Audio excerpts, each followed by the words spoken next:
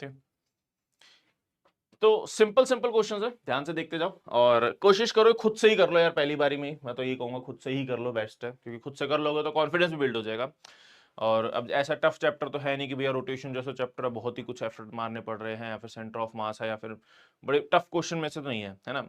हमारे पास जो ये चैप्टर है, सॉलिड्स हो गया, फ्लूइड हो गया, हीट हो गया, थर्मो हो गया, केटीजी हो गया, इनमें से बड़े सिंपल सिंपल क्वेश्चन आते हैं। थोड़ी बहुत चीजें अगर आगे पीछे होती हैं, अगर आपसे नहीं हो पा रहा है तो सिंपल है कि आपको याद नहीं है फॉर्मूला, क्योंकि अब तो यार मोस्टली चीजें फॉर्मूला बेस्ड है, ठीक है। तो इस अकॉर्डिंग आपको ध्यान रखना है, जेई मेंस के एग्जाम टफ नहीं है।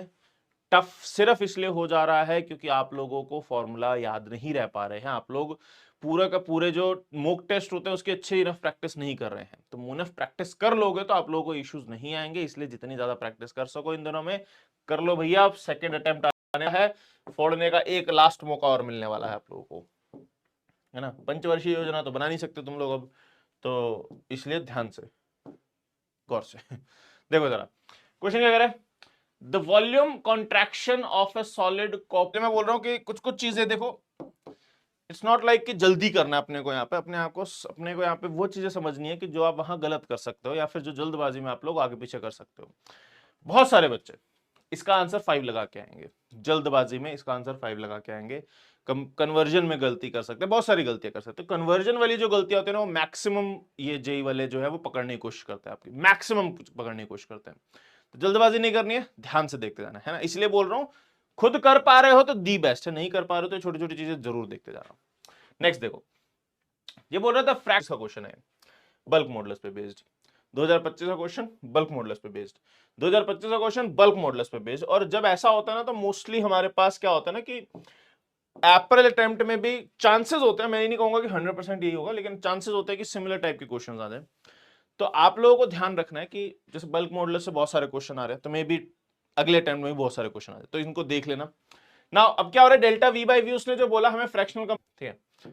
तो बेटा ये मेजर जेई मेंस में अगर आपके पास 25 क्वेश्चन आ रहे हैं ना, तो 25 में से जो 15 से 17 क्वेश्चन है उनका लेवल यही है, सिंपल लेवल ही है। मतलब जो अभी तक हमने क्वेश्चन देखे उन्हीं टाइप का क्वेश्चन है, ज्यादा टफ नहीं है।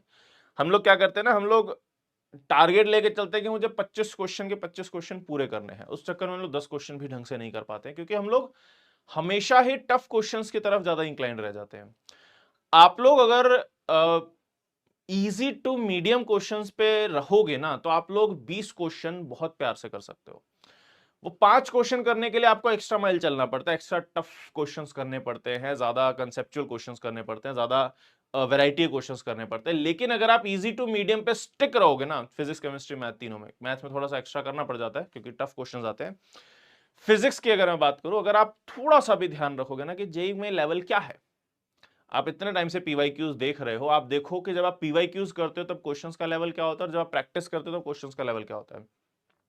प्रैक्टिस में आपको क्वेश्चंस का लेवल बहुत ज्यादा फ्लक्चुएट करता है, लेकिन मोस्ट ऑफ द टाइम आप लोग हाई साइड में रहते हो। क्यों? क्योंकि आपको लगता है कि अच्छे क्वेश्चन प्रैक्टिस कर लूंगा तो जेईई मेन अच्छे से निकल जाएगा।